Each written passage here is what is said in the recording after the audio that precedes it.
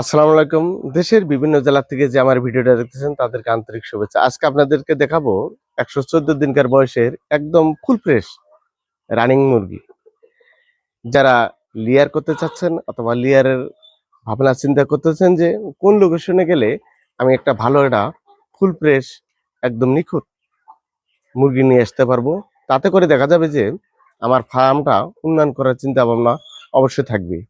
আমি তাদেরকে জন্য একদম এর প্র্যাকটিক্যাল অবস্থা আমি দেখাবো যে কোন ধরনের মুরগিটা আপনি ক্রয় করলে আপনি লাভবান হবেন। এই মুরগিটা সংগ্রহ করলে আপনাকে ভালো একটা লাভের পর্যায়ে মুখ দেখাবে। আপনারা যদি মুরগিটা ক্রয় করতে চান অবশ্যই দেখতে হবে যে সেই জায়গাটা একদম পরিষ্কার পরিচ্ছন্ন আছে কিনা আছে।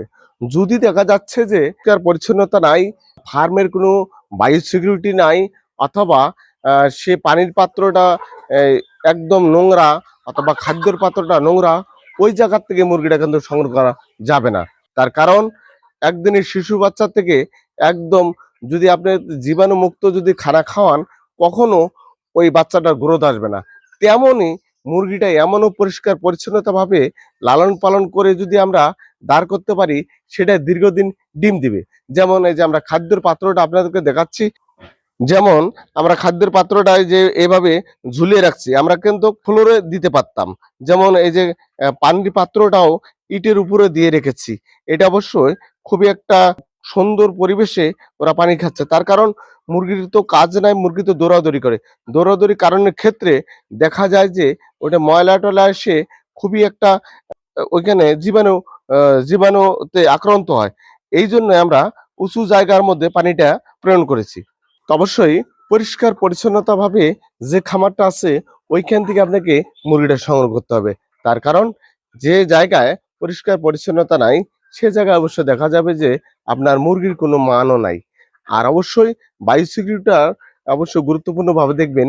যেমন ছোটবেলা থেকে একদম 0 বাচ্চা থেকে শুরু করে ১২০ দিন পর্যন্ত আমরা লালন পালন করে থাকি।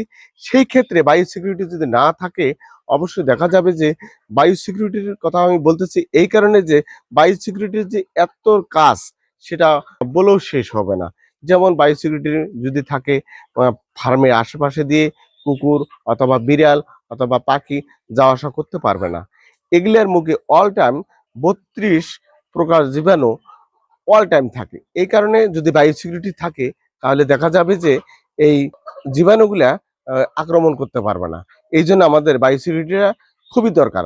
ফার্ম করার আগে ১ম এ আগে বায়োসিকিউরিটি করা নিয়ম। তা আমরা তো অবশ্যই না করে আমরা ফার্ম করি, পরে আমরা বায়োসিকিউরিটি করি। অবশ্যই আরো আমাদের কথা ছিল সময় সাপেক্ষে আমি এখানে শেষ করছি। কোনো একটা ভিডিও নিয়ে আবার আপনাদের সামনে আরো কিছু তথ্য তুলে ধরবো। খোদা হাফেজ।